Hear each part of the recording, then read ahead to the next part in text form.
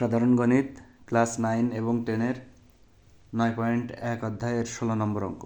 এখানে বলা হচ্ছে যে tan a by sec a plus 1 minus sec a minus 1 by tan a equal 0, এটা প্রমাণ করতে হবে। এখন লেফট হ্যান্ড সাইড এখানে যা আছে হুবহু সেই লেফট হ্যান্ড সাইডটা লিখে দিলাম।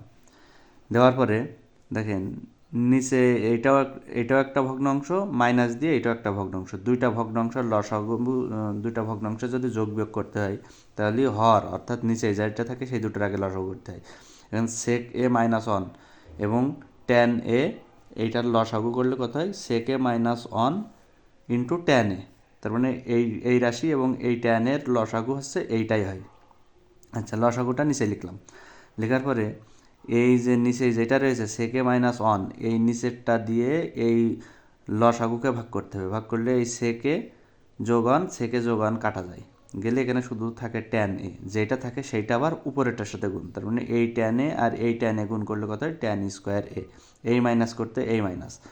এইবার আবার নিচেরটা দ্বারা এই লসাগুকে ভাগ করতে হবে। তার মানে এই tan a দ্বারা এই tan a কে যদি ভাগ করা হয় তাহলে থাকে শুধু sec a যোগ 1। তার মানে এই sec a যোগ 1 আবার উপরেরটার সাথে গুণ। তার মানে এই sec a যোগ 1 উপরেরটার সাথে গুণ হলে উপরেরটা যা ছিল তাই থাকলো, sec a minus 1 into sec a plus 1। আচ্ছা, এরপরে দেখেন tan স্কোয়ারে এখানে থাকলো, এই মাইনাস করতে এই মাইনাস এখানে থাকলো। এখন এইটা sec a minus 1 into sec a plus 1। তার মানে দেখেন a স্কোয়ার মাইনাস বি স্কোয়ারের একটা সূত্র আছে কি, a plus B into a minus B. দেখেন a plus B into a minus বির একটা সূত্র আছে। এখন a minus B into a plus B এইটাকে আমরা সরাসরি a square minus B square লিখতে পারি। তার মানে a plus B into a minus B, সেকে যদি a ধরা হয় আর 1কে যদি b ধরা হয় তাহলে a স্কোয়ার মাইনাস বি স্কোয়ারের সূত্র হয়ে যায়। তার মানে sec a তার স্কোয়ার মাইনাস 1 তার স্কোয়ার, 1-এর স্কোয়ার দিলেও চলে না দিলেও চলে।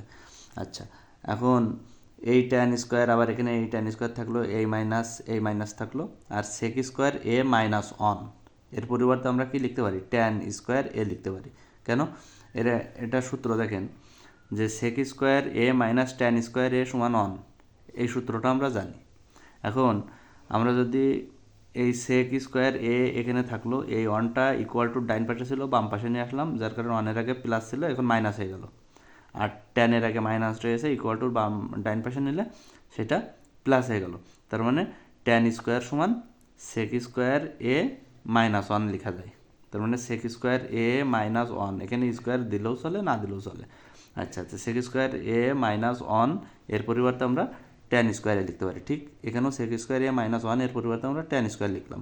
এই মাইনাসে থাকলো, এই tan স্কোয়ারে থাকলো, নিচে যা ছিল হুবহু তাই। দেখেন এই tan স্কোয়ার আর এই tan স্কোয়ারে কেটে যায়। এখন উপরে যোগ বিয়োগের মাধ্যমে কাটলে সেটা হচ্ছে 0, আর গুণ ভাগের মাধ্যমে কাটলে 1 হয়। যদি যোগ বিয়োগের মাধ্যমে কেটে কিছু না থাকে তাহলে তার মান হয় 0। তার মানে উপরে এটা কেটে গেল, তার মান হলো 0, আর নিচে যা ছিল তাই। 0-র সাথে যাই গুণ এবং ভাগ করবেন সেটা টোটালি 0 হয়ে যায়, ইকুয়াল রাইট হ্যান্ড সাইড। দেখুন প্রমাণিত। ধন্যবাদ।